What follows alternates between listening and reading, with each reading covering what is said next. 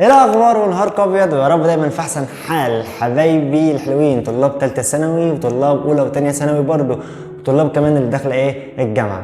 الفيديو بتاع النهارده ده اتطلب مني كتير خالص وهو اقول لك على كام فيلم كده يكونوا حلوين ومناسبين للدراسه وهيلهموك وهيخلوك تذاكر كويس جدا. في الفيديو بتاع النهارده معانا 7 افلام من اروع الافلام اللي انت ممكن تشوفها في حياتك اصلا. تمام، فهنبدا من السابع لغايه الاول.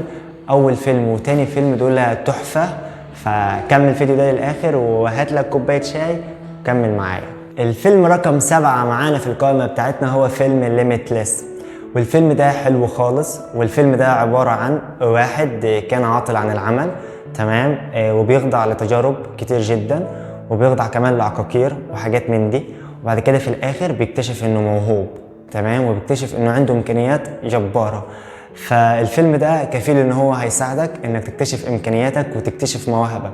وعايز اقول لك في حين ان انت بتشكك في قدراتك وامكانياتك في ناس مرعوبه منها. ده كان الفيلم السابع.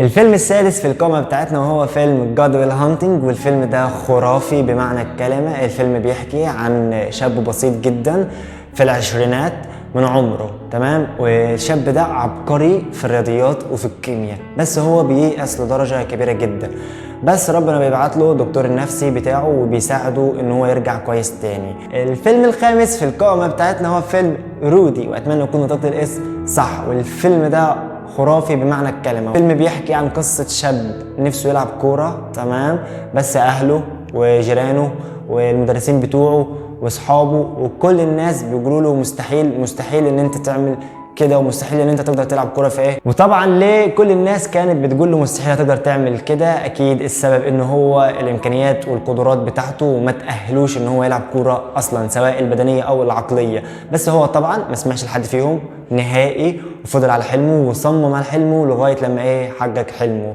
الفيلم بصراحه رهيب واتمنى ان انت تشوفه، يعني هتستفيد منه كتير خالص. والفيلم رقم 4 في القائمه بتاعتنا هو فيلم فريدم رايترز، والفيلم ده خرافي بمعنى الكلمه. هو الفيلم ده بيحكي عن مدرسه صغيره في السن.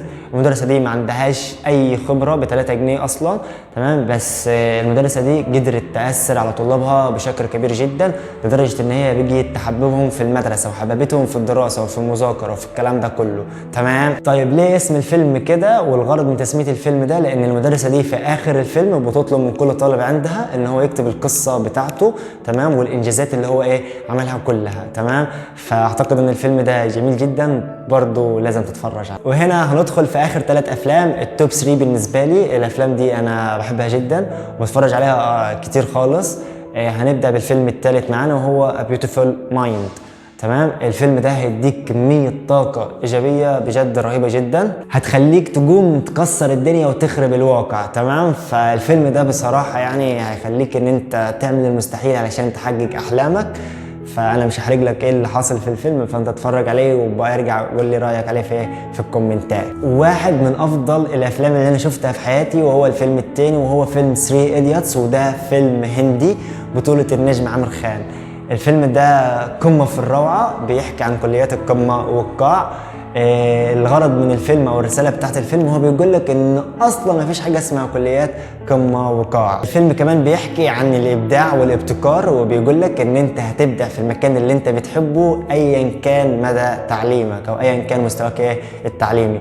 بصراحه الفيلم ده انت لو ما شفتوش فانت فايتك كتير. الفيلم رقم 1 وده الفيلم ده تقريبا انا بحضره كل كام شهر كده، دايما بحضره.